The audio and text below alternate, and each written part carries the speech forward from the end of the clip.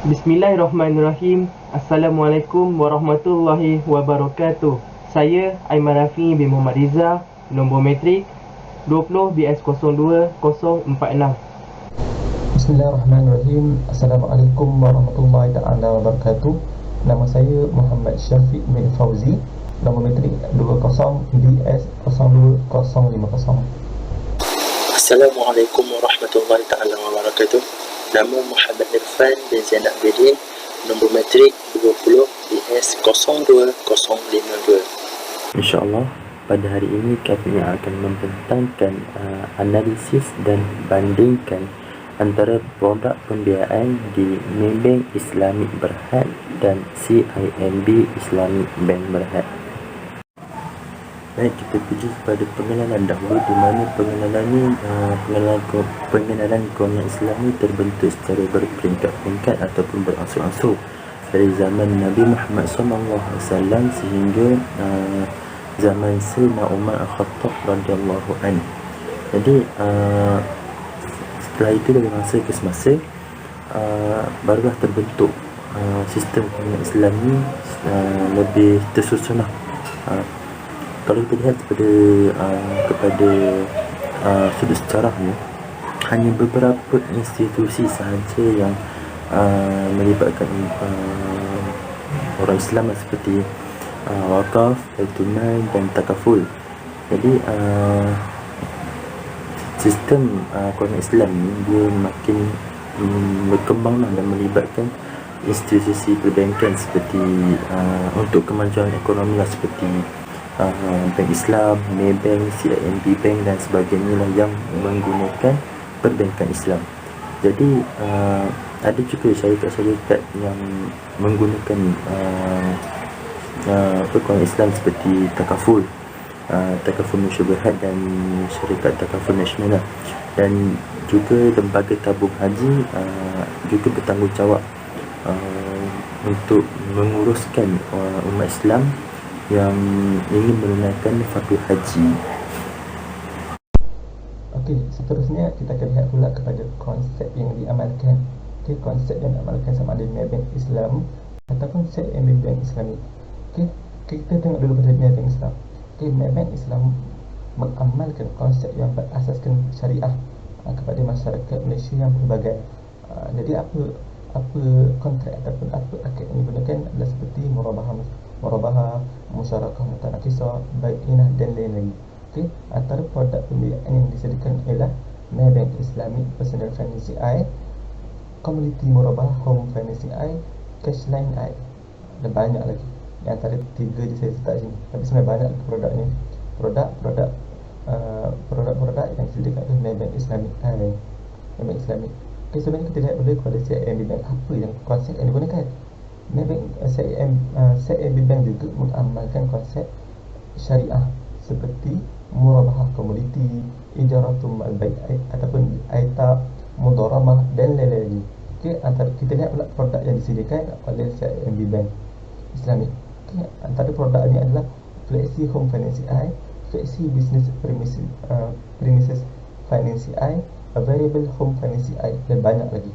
Okey, jadi dekat sini kita dapat lihat kedua-dua bank, Maybank Islamic dan CIMB Bank Islamic, menggunakan konsep yang syariah. Kalau kita guna konsep syariah, kita tak panggil lah perbankan Islam kan.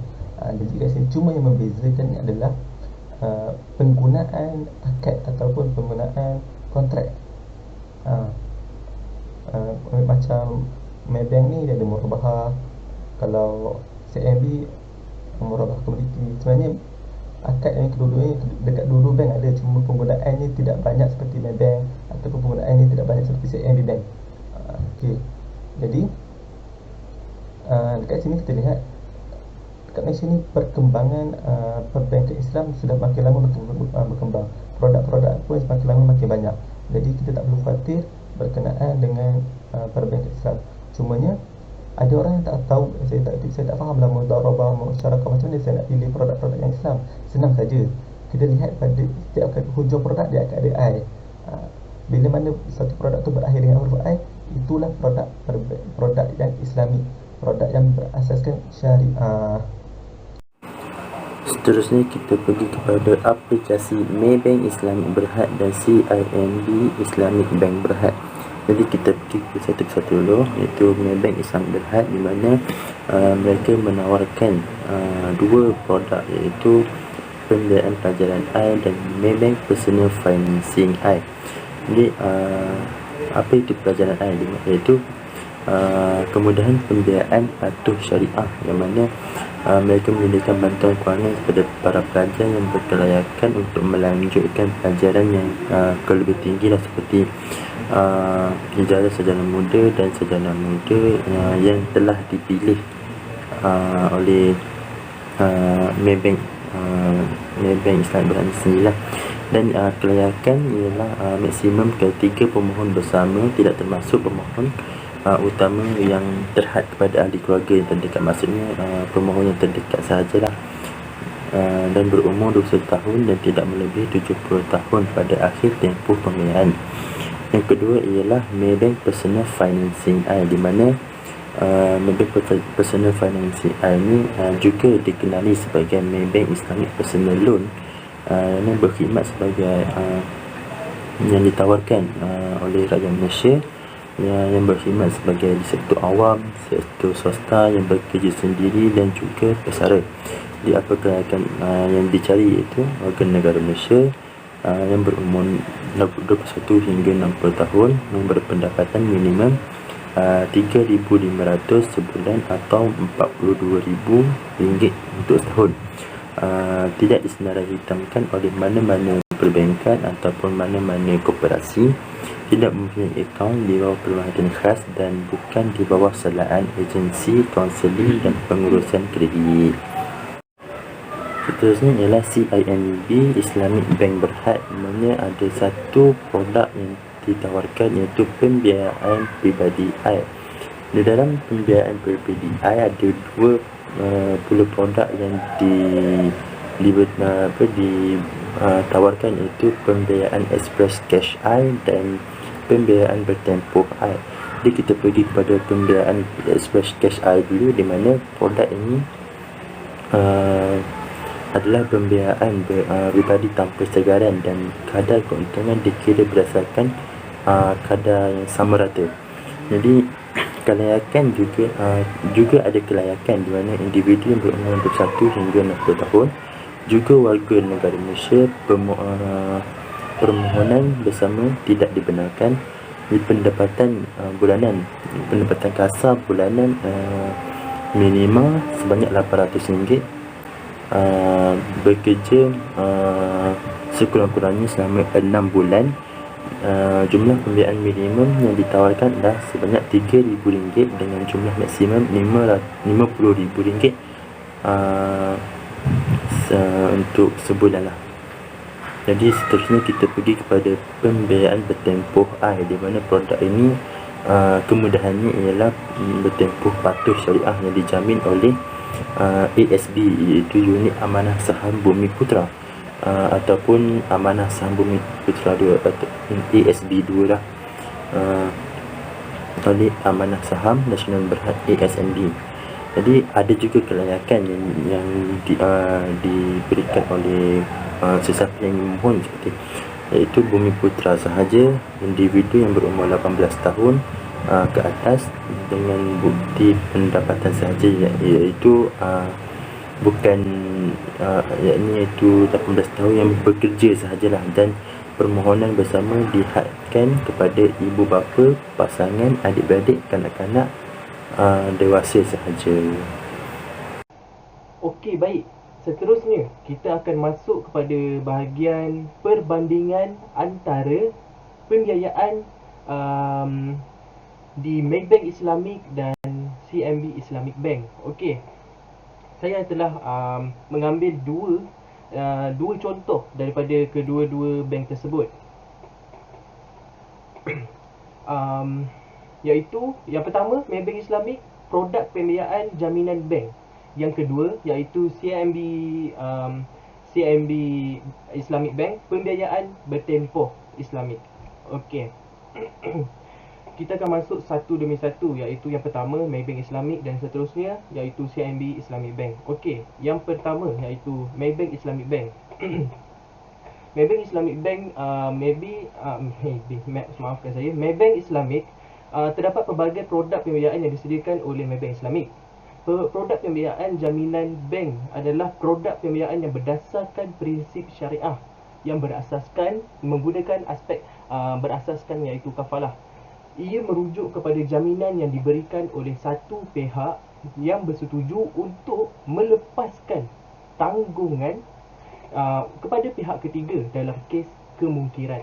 Okey, seterusnya, tanggungjawab sebagai pengguna produk pembiayaan jaminan bank mempunyai dua bahagian, iaitu yang pertama, adalah jenis-jenis jaminan bank dijamin sepenuhnya oleh deposit tunai atau deposit tetap. Okey. Yang kedua adalah produk pembiayaan jaminan bank dengan tempoh tuntutan itu kurang daripada 30 hari dengan dikenakan cas komisen. Pada tempoh tuntutan harus 1 bulan. Sebagai contoh, tempoh tuntutan ia adalah 3 bulan dengan tempoh tuntutan 30 hari, maka cas komisen yang dikenakan adalah 4 bulan. Okey, seterusnya iaitu CIMB Bank Islamic. CIMB Islamic Bank. CIMB Islamic Bank juga memperuntukkan pelbagai produk pembiayaan, dan salah satunya produk pembiayaan adalah pembiayaan bertempoh Islamik. Ia dijamin oleh sijil amanah saham Bumiputra, iaitu yang sedia maklum ASB yang berkonsepkan syariah. Okey, apa konsep dia? Dia guna konsep apa dekat pembiayaan bertempoh Islamik ini? Okey, dia menggunakan konsep komoditi murabahah. Okey, komoditi murabahah. Okey. Seterusnya, jumlah pembayaran adalah berdasarkan kadar keuntungan siling. Okey. Seterusnya iaitu IBROC. Okey, sedia maklum IBROC adalah Ustaz pun telah memaklumkan kepada kita. Okey, IBROC ni yang bermaksud rebate, pulangan. Rebate akan diberikan di atas perbezaan antara kadar keuntungan siling dan kadar keuntungan efektif setiap bulan. Okey, contoh pengiraan dia, jumlah dilepaskan dengan kadar keuntungan iaitu 365, iaitu setahun. Seterusnya, pembayaran produk pembiayaan ini mungkin turun naik dengan berdasarkan pergerakan kadar asas. Okey. Akhir sekali, produk deposit di antara CIMB Bank Islamic dan pembiayaan bertempoh dijamin daripada ASB dengan Maybank Islamic, iaitu jaminan bank Islamic adalah tidak sama. Ini kerana produk pembiayaan daripada CIMB adalah menggunakan konsep syariah komoditi murabahah, manakala Maybank Islamic menggunakan konsep daripada kafalah. Okey, seterusnya kita lihat pula kepada isu yang berlaku. Okey, kita pergi dulu pada isu syariah. Isu syariah ni dia berlaku sebab apa? Sebab komoditi murabahah ni merupakan satu kontrak jual beli yang mengamalkan prinsip tawarruk. Bila menggunakan prinsip tawarruk ni, dia jadi isu sias sebab apa? Sebab berlaku perdebatan antara ulama. Ada ulama yang mengatakan, ada ulama yang menolak, ada ulama yang menerima. Kita tengok sebab apa ulama ni menolak. Ulama yang menolak, mereka menghujahkan bahawa prinsip tawarruk ni menyerupai konsep bayu inah yang dikatakan bayu inah ni merupakan helah kepada riba. Jadi walaupun begitu, kita tengok pula kepada ulama yang hukumkan harus, mereka berpendapat bahawa struktur yang diamalkan ataupun struktur yang diaplikasikan dalam prinsip tawarruk ini tak sama dengan prinsip bayu inah. Jadi kita dekat Malaysia ni merupakan antara negara yang berpegang dan berpendapat bahawa tawarruk dibenarkan. Baik, itu untuk isu syariah. kita tengok pula isu perlaksanaan ataupun isu operasi. Okey, kita tengok bahawa tawaruk ni dia merupakan transaksi yang melibatkan tiga pihak berbeza. Okay, yang pertama, pembeli akan beli aset dengan penjual dengan harga tangguh. Kemudian pembeli akan mewakilkan bank untuk jual aset tersebut kepada pihak ketiga. Okey, dekat sini kita khawatir berlakunya isu baik wakil li nafsihi. Macam mana tu? Okey, yang wakil yang akan beli wakil yang akan beli komoditi bagi pihak pelanggan adalah bank, dan bank juga akan menjual kepada bank yang sama, dirinya sendiri. Kat sini berlaku sebab apa? Sebab ini jadi isu sebab apa? Bila dia jual, dia wakil dan dia jual kepada dirinya sendiri. Bank akan jual kepada bank itu sendiri. Sebab apa tak boleh di sini? Sebab berdasarkan piawai syariah, seorang wakil itu tidak dibenarkan untuk menjual barang yang dibelinya bagi pihak muwakil kepada dirinya, dan wakil tidak dibenarkan melakukan akad bersama dirinya sendiri. Sebab apa? Sebab kat sini akan berlaku dua bentuk wakilan dalam satu transaksi. Jadi nak buat macam mana untuk atasi masalah ni? Untuk atasi masalah ni, kita boleh buat, selepas pelanggan beli komoditi daripada bank, mereka perlu mengamanahkan semula bank sebagai wakil untuk jual komoditi yang dia beli kepada peniaga komoditi ataupun kepada pihak ketiga secara tunai. Kesimpulannya, berdasarkan kajian kami, kami dapat menyimpulkan produk pembiayaan antara Maybank Islamic dan CIMB Islamic Bank adalah sama. Hal ini kerana kedua-dua bank tersebut menawarkan perkhidmatan yang mana berlandaskan Islam. Selain itu, kedua-dua bank mempunyai matlamat yang sama. Namun, sebagai umat Islam yang berpandukan Al-Quran sebagai rujukan hidup kita, hendaklah kita berusaha untuk memilih produk pembiayaan dan perkhidmatan mengikut berlandaskan Islam. Okey, seterusnya, secara keseluruhannya ekonomi Malaysia juga mempunyai ruangan untuk kedua-dua sistem, iaitu perbankan Islam yang bersediakan untuk berkhidmatkan untuk pelanggannya. So, terpulanglah kepada pelanggan untuk memilih di antara mana-mana perbankan yang memenuhi keperluan mereka dengan harapan sebagai pelanggan yang diharapkan kedua-duanya.